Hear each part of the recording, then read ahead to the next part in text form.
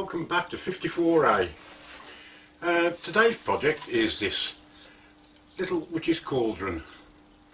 So if you just hang around for a bit, I'll show you how I made it. Right, I have this large lump of maple, American hard maple. I have measured 5 inches by 5 inches and just made a little circle approximately how big I want the blank to be. So I'm now going to cut this down on the table saw. The table saw is capable of cutting all the way through at once, but it does tend to put a bit of a strain on things, so I'm going to go halfway, turn it over and then cut through the other half. It makes it a bit easier. So I'll just get that set up and cut the block out.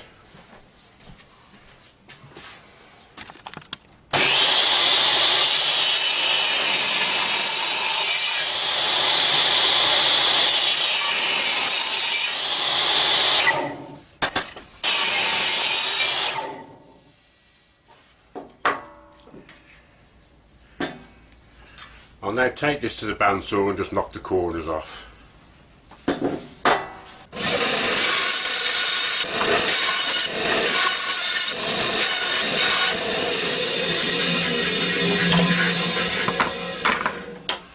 And that'll do. I've got a circle cutting jig, but it's real tough stuff, and I've only got the very wide blade in at the moment. I've got to order a narrower blade, finer blade for going round in circles.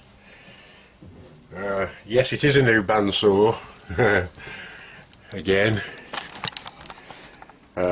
much bigger one. It'll cut 9 inch, I think it is 9 or 10 inch high now. It's the biggest one I can actually get in here, and really pleased with that. The other one was fine, but just wasn't powerful enough. This has got like 3 times the motor power. So yeah, excellent piece of kit. And even a decent stuff here, a guide, nicely made, metal, not plastic. So yeah, that's my new bandsaw. Right, on to the next stage. Right, first things first, I've got it between centres in the lathe. Checked that it's not going to catch on my tool rest. It's very close, but it's not going to catch. So first things first, get it rounded off. Face this off, put a tenon on this end so I can get it securely set in the jaws of my chuck.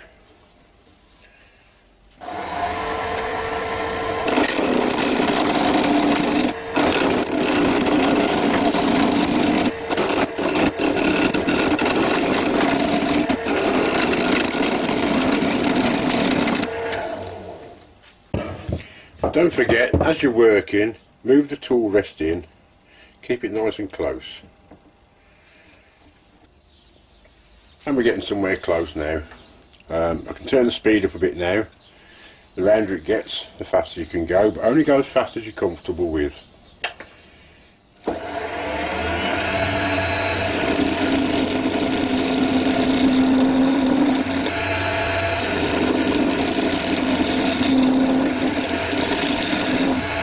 It's nearly there now, a couple of flat spots, so I'm just going to run over it now with the round nose scraper.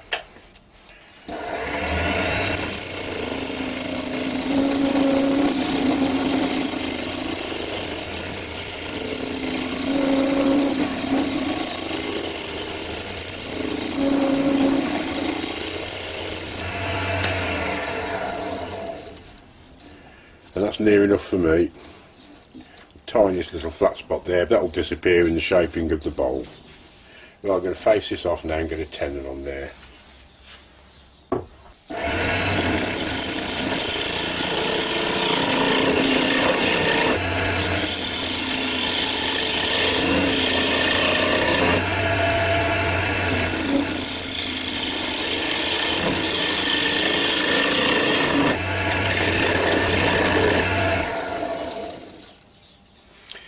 I'm using the square tip carbide cutter for this. Don't worry if you haven't got one. Any any basic tool. I used to use a parting tool, I still do sometimes, run along it. Same kind of thing, just run along it like that. The parting tool works just as well. Maybe I think the carbide cutter does give a slightly better finish on it. And you don't need to sharpen them so much.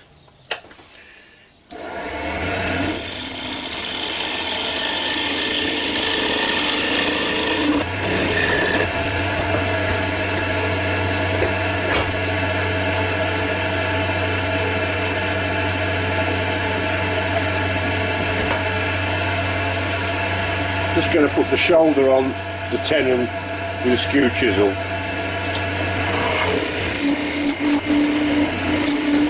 That's it. I've mentioned it before about putting this shoulder on. It just fits in the angle of the jaws nicely. Once it's in, with a bit of luck, it can't come out. And don't forget, every now and again, look after your chuck. It's a big investment, this is, and this is the thing that will help keep you safe. So I've got a little compressor for my airbrush, so I'll blow it through now and again. And at the back, just keeps everything clean and running smooth. If you haven't got one of these, you can buy these compressed air cans and just give it a squirt now and again, and it's also handy for getting shavings out of hollow forms, etc. So well worth getting some kind of compressed air. Right, it's all secured in the jaws of the chuck now. This will be the base, so I'm going to face this off, it's quite out, and I'm going to put a mortise in here.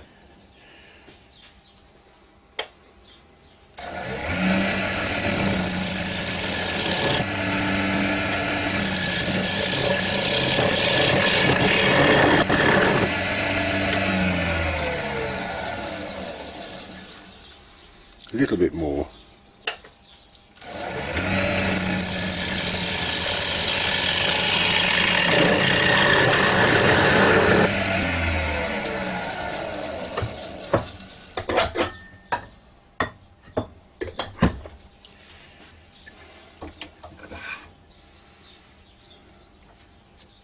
Well, you've all seen mortises cut before, so I'll just get on with that now. Right, I've drilled out with a Forstner bit where my logo disc's going to go, and I'm trying something new here. If I cut a complete mortise out and then I've got to drill an extra depth for the logo disc to go in, so what I'm going to do, or try and do, with this little skew chisel I've got, little Sorby skew chisel, I'm going to make the mortise with that, and that will leave that shoulder there. So I'm only going in one depth, if you know what I mean. If I took a 1/4 of an inch out for a mortise and then I've got to take another 1/8 or so out for the logo disc, that leaves me less scope when I'm hollowing out. So we'll give it a try. I've just started anyway.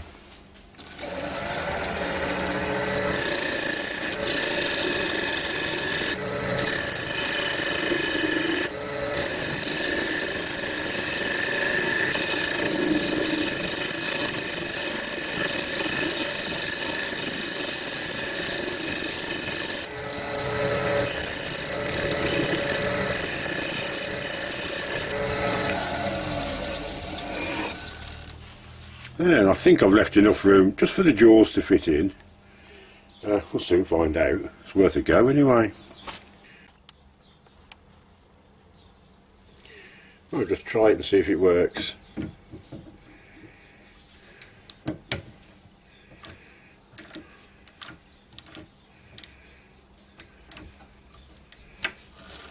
It's alright to me. Excellent job. I'm quite happy with that. Still, I'll turn it back round for a bit because I've got more work to do on this end first. But at least I know it works.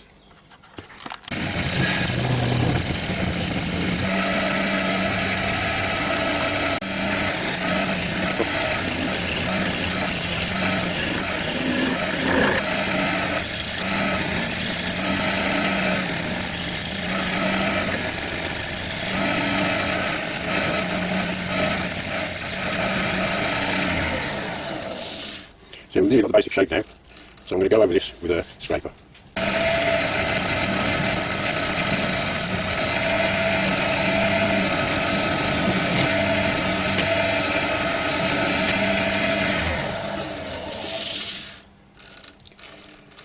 Nice. I've just sharpened a couple of scrapers on the CBN wheel, and I'm hardly touching this wood at all. It's coming out beautiful.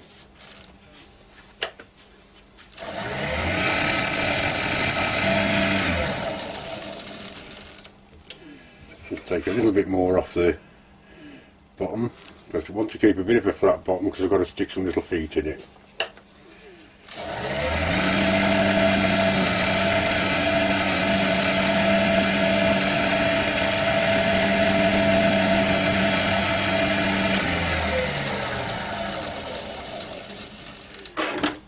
Yep, I quite like the shape of that. I might just go in a little bit more, just tighten it up a bit.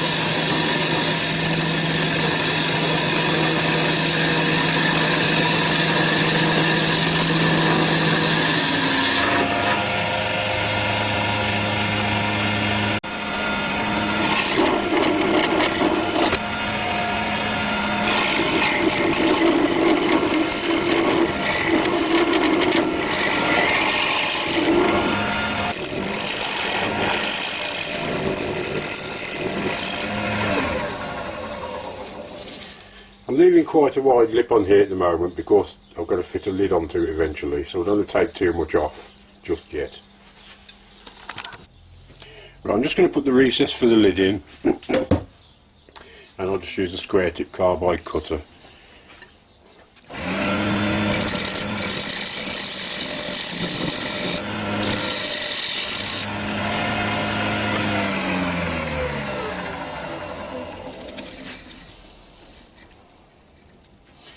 It's not going to be a tight fitting lid because it's a pot, a cooking pot.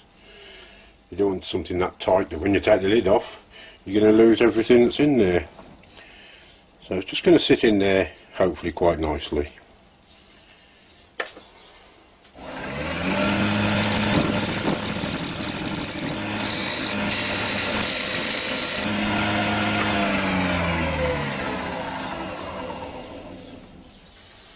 Right, a bit more hollowing out to do, and I can get on to the next stage. Well, now for the lid. Now, I was going to use the same wood, but as you can see, this is not the same wood. 1 or 2 videos ago I did a Paducah walnut bowl, and I was going to make the opposite with this, but I've decided to use this as the lid for the little cauldron.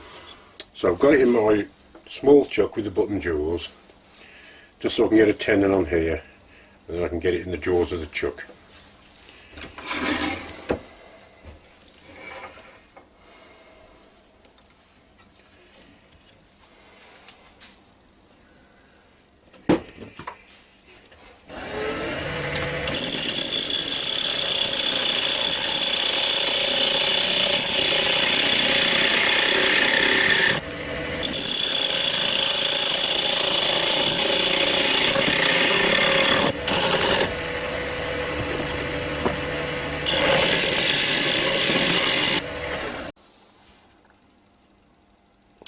Okay, got the tenon on, turn it round, put a mortise in this side so I can turn it round again when necessary, but this bit here very nearly fits into the recess of the pot.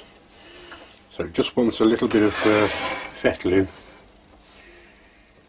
very gently, just to get it to fit nicely in this recess.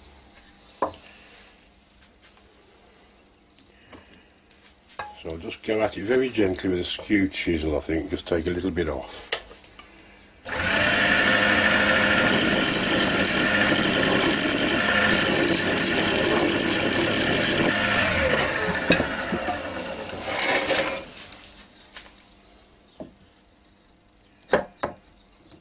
That is so close. Like I say, best to take too little than too much.